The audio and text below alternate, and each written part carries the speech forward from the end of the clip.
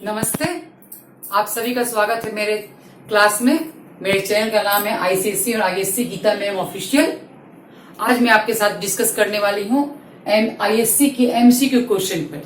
तो चलिए शुरुआत करते हैं अपनी क्लास की। जैसे कि मैंने 2 चैप्टर पढ़ा दिए, प्रेम, पुत्र प्रेम और गौरी।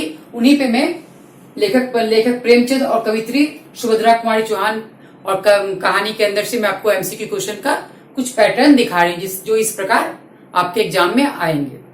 तो चलिए, सबसे पहला क्वेश्चन आप लोग का यहाँ पे दिया गया है इस प्रकार का पैटर्न। प्रेमचंद का जन्म सन डैश हुआ था, 1880, 1800, 1819 या 1811। तो मेरे प्यारे बच्चों, हम लोग सभी को मालूम है कि प्रेमचंद का जन्म 1880 में हुआ था। तो ये हम लोग का सही हुआ। यहाँ पे हम लोग 1880 पे टिक मारेंगे।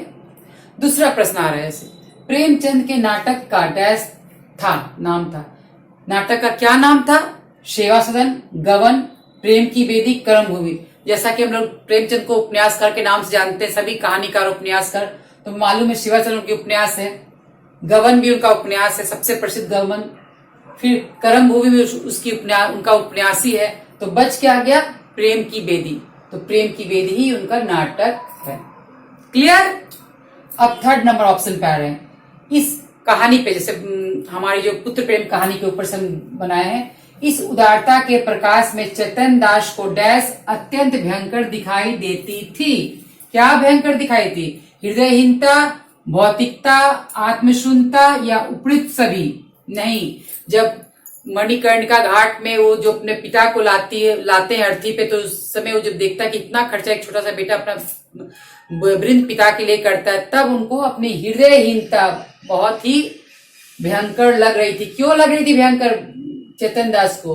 क्योंकि वो अपने जवान होनहार युवक को, जिसको बैरिस्टर बनाना चाह रहे थे, उसके लिए वो पैसा खर्च नहीं किए। क्लियर? अब तीसरे, इसी प्रकार आप लोग को इस पे बहुत सारे क्वेश्चंस आप लोग के बन सकते हैं।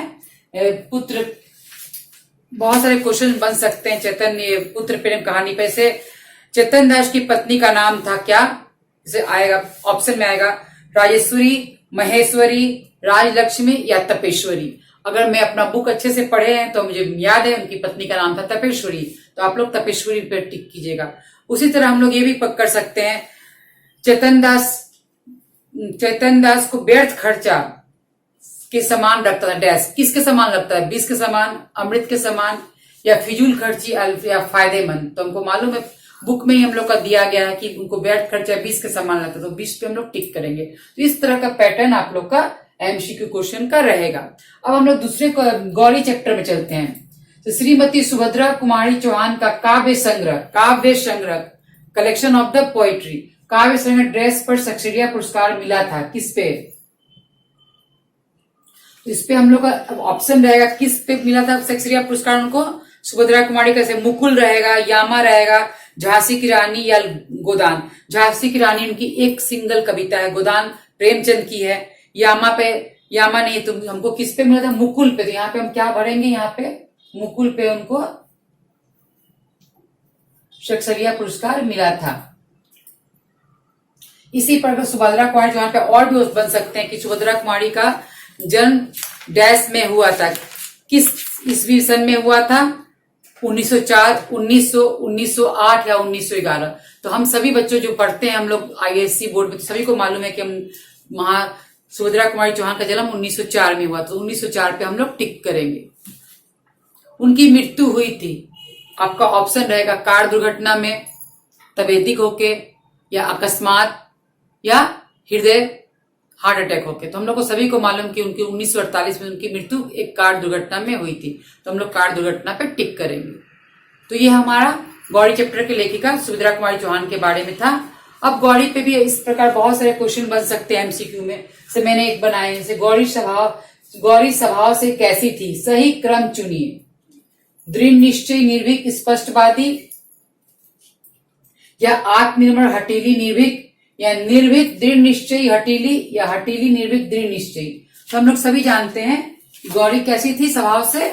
हम लोग का बुक में ही दिया गया है, दृढ़ निश्चयी, निर्भीक और स्पष्ट। दृढ़ निश्चयी, निर्भीक और स्पष्ट हठीली, ये वाला होगा ऑप्शन 3। निर्भीक, किसी से डरती, दृढ़ जो निश्चय कर ली वो कर ली, हठीली, इसी कारण वो जिद्दी भी हो चुकी थी, तो हम लोग सी पे टिक मारेंगे। अब देखिए, जैसे दूसरा क्वेश्चन का पैटर्न हम बनाए उसी में से, गौरी चैप्टर से ही। नायक तहसीलदार की उम्र कितनी थी? 25-26 साल, 24-25, 23-24 या 20-27? तो हम लोग किस पे टिक मारेंगे? 24-25 साल। ये हमारा एक एमसीक्यू क्वेश्चन का मैं पैटर्न आप लोग को बोर्ड में लिख के बताऊंगी। इस पे बहुत सारे क्वेश्चन अगर हम चाहे तो बना सकते हैं। जैसे इसी प्रकार हम लोग आ सकता है, जैसे कौन सा वाक्य क्रमानुसार नहीं है? सत्याग्रह आंदोलन की लहर फैल गई, कहीं लाठीचार्ज हो गई, कहीं धारा 144 लग गई, या गिरफ्तारियों का तांता सा लग गया। तो हम लोग बुक में, जैसे हम लोग ये बुक पर उसमें लिखा ही हुआ क्रम से क्या है, क्रम से नहीं है, गिरफ्तारियों का तांता नहीं लग गया, तो उसपे हम लोग टिक मारेंगे। इसी प्रकार आप लोग जो बच्चे अभी सोच रहे हैं किस प्रकार का हम लोग का एमसीक्यू क्वेश्चन का मतलब वैकल्पिक क्वेश्चन किस प्रकार आएंगे, इसी तरह का पैटर्न आपका रहेगा। और इसमें हमको डरने और घबराने की कोई बात नहीं है। हम लोग आराम से अगर इस बुक को जो आईएससी जो हम लोग को बुक दिया है उसको हम लोग आराम से अगर एक एक लाइन को पढ़ेंगे और उसमें कीवर्ड को नोट करेंगे तो सभी प्रश्न का उत्तर मुझे मिल सकता है। इसमें कोई घबराने की बात नहीं है। देखिए, इसमें और भी क्वेश्चन हम लोग का बन सकते हैं कि सीताराम जी के कितने बच्चे थे? 2, 3, 4 या 1? तो मुझे बुक से पढ़ने से पूरी तरह से ज्ञात है कि सीताराम के सिर्फ 2 ही बच्चे थे, तो हम लोग 2 पे टिक करेंगे। सीताराम किस प्रकार के इंसान थे? देश प्रेमी, रसीले स्वभाव के, या मौज मस्ती करने वाले, या भगवान भक्ति करने वाले? तो मुझे मालूम है कि एक कहानी सुभद्रा कुमारी चौहान लिखे, तो सीताराम जी देशभक्त इंसान थे, तो उस पर हम टिक मारेंगे। इसी प्रकार के आपके बहुत सारे क्वेश्चंस आपका बन सकता है। सीताराम जी, गौरी सीताराम जी के यहाँ कहाँ पे गई थी? कानपुर, इलाहाबाद, कलकत्ता या बनारस? तो मुझे मालूम है गौरी सीताराम जी के बच्चों की देखभाल करने के लिए कानपुर गई थी जब वो जेल चले गए, तो कानपुर पे हम टिक करेंगे। तो आप लोग सब इसको अच्छी तरह से इस वैकल्पिक क्वेश्चन या एमसीक्यू क्वेश्चन को समझ गए हैं। तो इसी प्रकार आप आईएससी में जो बच्चे एग्जाम देने वाले हैं सही से अपने बुक को पढ़े, एक एक कीवर्ड को पढ़े। धन्यवाद। तो बच्चों, अभी तक जिसने मेरे चैनल को सब्सक्राइब ना किया, सब्सक्राइब और लाइक जरूर करें। और आप लोग मेरे इंस्टाग्राम और फेसबुक पर भी फॉलो कर सकते हैं।